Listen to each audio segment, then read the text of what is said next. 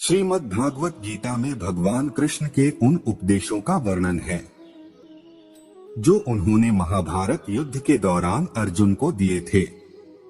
गीता सबसे प्रभावशाली ग्रंथ है। भगवत गीता को भगवान का गीत भी कहा जाता है। गीता के अनमोल वचन मनुष्य को जीवन जीने की सही राह दिखाते हैं। गीता जीवन में धर्म, कर्म और प्रेम का पाठ पढ़ाती है। गीता संपूर्ण जीवन दर्शन है। इसका अनुसरण करने वाला व्यक्ति जीवन में कभी निराश नहीं होता है। गीता में श्री कृष्ण ने कहा है कि कुछ पाप गंगा नहाने पर भी नहीं धुलते हैं। गीता में श्री कृष्ण कहते हैं कि गंगा में वही पाप धुलते हैं जो गलती से हो जाएं। योजना बनाकर किए गए पाप को भगवान कभी नहीं माफ करता है। श्री कृष्ण जी कहते हैं कि किसी भी व्यक्ति को अकेले चलने से नहीं घबराना चाहिए। श्मशान, शिखर और सिंहासन पर व्यक्ति अकेले ही पहुंचता है। गीता में लिखा है कि मनुष्य गलत कार्य करते समय दाएं, बाएं, आगे, पीछे चारों तरफ देखता है, बस ऊपर देखना भूल जाता है। आप सब कुछ छिपा सकते हैं, लेकिन ईश्वर से कुछ भी नहीं छिपा सकते हैं। गीता के अनुसार किसी भी व्यक्ति को सिर्फ दिखावे के लिए अच्छा नहीं बनना चाहिए। ईश्वर आपको बाहर से नहीं बल्कि भीतर से भी जानता है और उसके आगे दिखावा करना बेकार है। गीता में लिखा है कि केवल डरपोक और कमजोर लोग ही चीजों को भाग्य पर छोड़ते हैं। वहीं जो मजबूत इरादों और खुद पर भरोसा करने वाले होते हैं, वे कभी भी नीति या भाग्य पर निर्भर नहीं रहते। ऐसे लोग अपनी मेहनत से सब कुछ हासिल कर लेते हैं। गीता में लिखा है, जो कुछ भी तू करता है उसे भगवान को अर्पण करता चल। ऐसा करने से सदा जीवन मुक्त का आनंद अनुभव करेंगे। गीता में श्री कृष्ण कहते हैं कि श्रेष्ठ समय के लिए बुरे समय से लड़ना पड़ता है।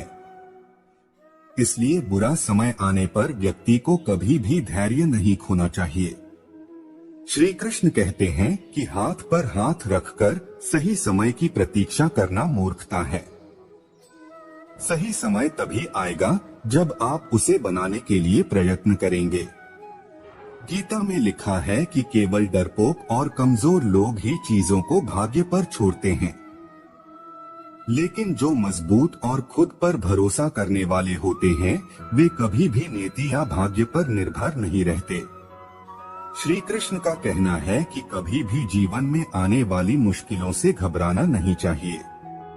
मुश्किलें केवल बेहतरीन लोगों के हिस्से में आती है, क्योंकि वही लोग उसे बेहतरीन तरीके से अंजाम देने की ताकत रखते हैं।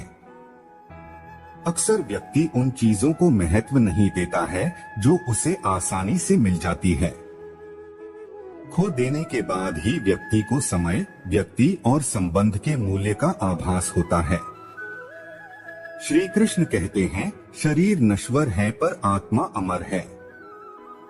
यह तथ्य जानने पर भी व्यक्ति अपने इस नश्वर शरीर पर घमंड करता है, जो कि बेकार है। शरीर पर घमंड करने की बजाय मनुष्य को सत्य स्वीकार करना चाहिए। आप खुश हैं या दुखी, यह दोनों आपके विचारों पर निर्भर है। अगर आप प्रसन्न रहना चाहते हैं तो आप हर हाल में प्रसन्न ही रहेंगे। अगर आप नकारात्मक विचार लाते हैं तो आप दुखी ही होंगे। विचार ही हर व्यक्ति का शत्रु और मित्र होता है। गीता में दिए उपदेश आज भी उतने ही प्रासंगिक हैं और मनुष्य को जीवन जीने की सही राह दिखाते हैं। गीता की बातों को जीवन में अपनाने से व्यक्ति को खूब तरक्की मिलती है। गीता एकमात्र ऐसा ग्रंथ है जो मनुष्य को जीने का ढंग सिखाता है। गीता जीवन में धर्म, कर्म और प्रेम का पाठ पढ़ाती है। श्रीमद् भागवत गीता का ज्ञान मानव जीवन के लिए उपयोगी माना गया है। गीता संपूर्ण जीवन दर्शन है और इसका अनुसरण करने वाला व्यक्ति सर्वश्रेष्ठ होता है। गीता में श्री कृष्ण ने कहा है कि जिंदगी में दो व्यक्ति हमेशा जीवन को नई दिशा दे जाते हैं। एक वो जो मौका देता है और दूसरा वो जो धोखा देता है। इन दोनों व्यक्तियों को कभी नहीं भूलना चाहिए। मौका देने वाले व्यक्ति का आभार जताना चाहिए, जबकि धोखा देने वाले को सबक की तरह याद रखना चाहिए। गीता में श्रेष्ठ व्यक्तियों के कुछ खास लक्षण बताए गए हैं। विपत्ति में धैर्य, वैभव में दया और संकट में सहनशीलता। यह 3 गुण ही हर व्यक्ति को आम इंसान से खास बनाते हैं।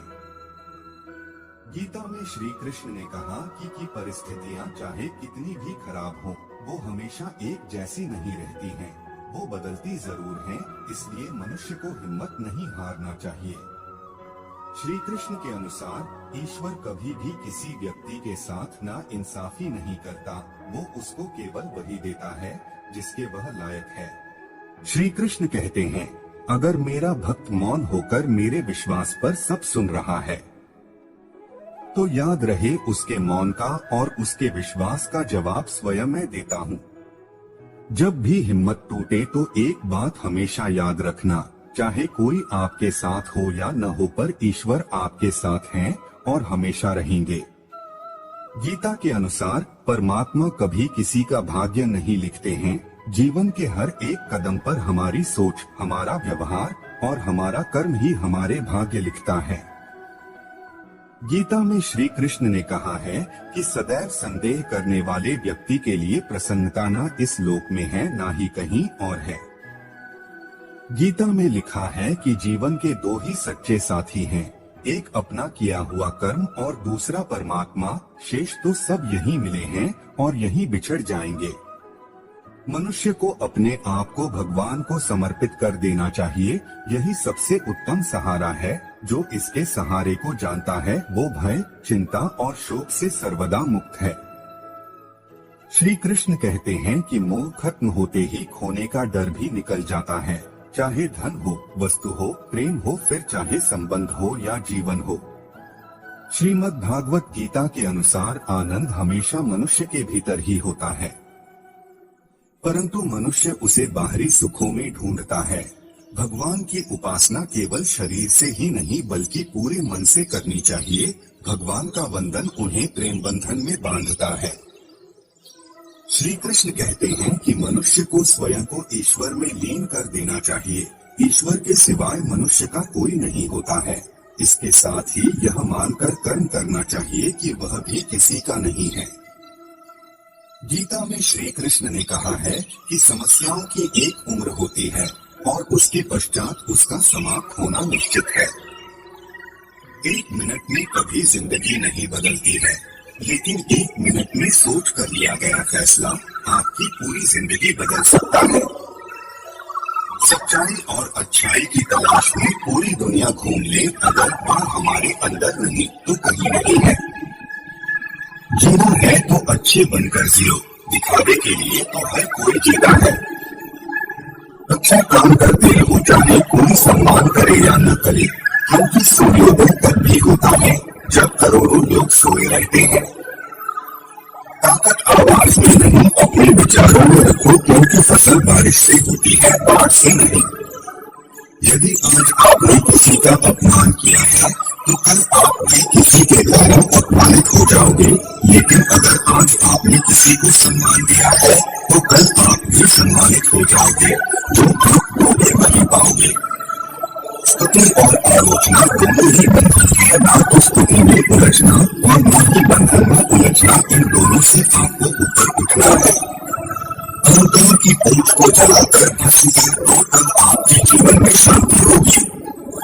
आप गुस्से में किसी को भी कुछ भी बोल देते हैं, ऐसा नहीं होना चाहिए। थोड़ा खुद पर नियंत्रण रखिए। इसी बात का असर आप पर कितना बुरा हो सकता है, इसे भी सोचिए।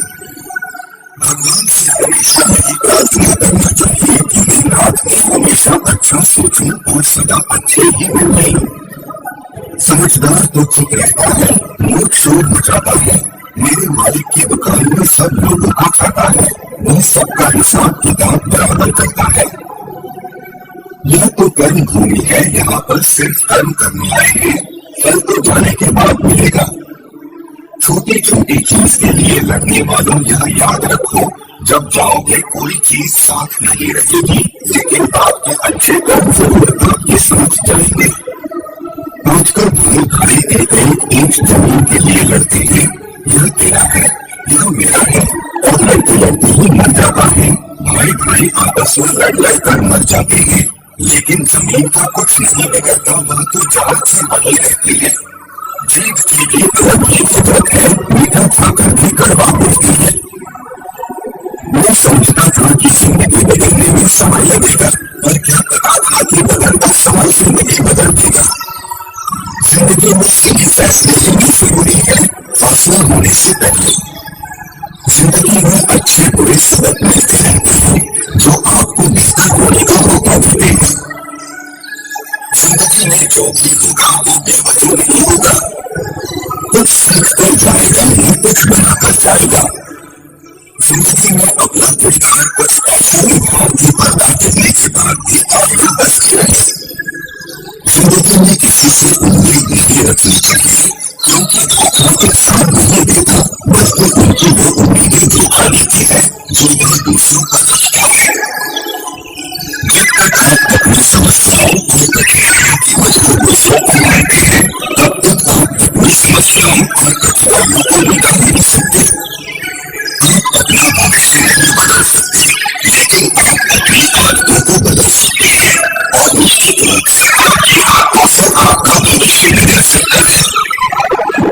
मुझे मंदिरों की तथा जगह बदलने की कोई आवश्यकता नहीं है। मेरा बस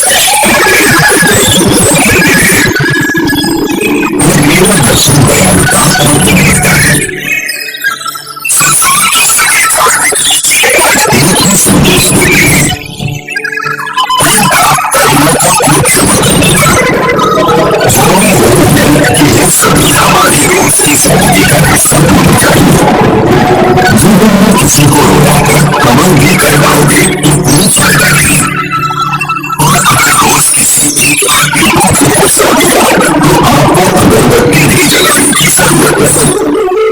एक अच्छी तरीका और ईमानदारी से आत्मविश्वास आता है, जो दूसरों के विश्वास और सम्मान को आकर्षित करता है। इसलिए आशीर्वाद का वास्तविक स्रोत हमारे अपने मन में है। यह इसका साधारण मुकाबला है। इसमें ताकत है उसे पैदा नहीं और न ही किसी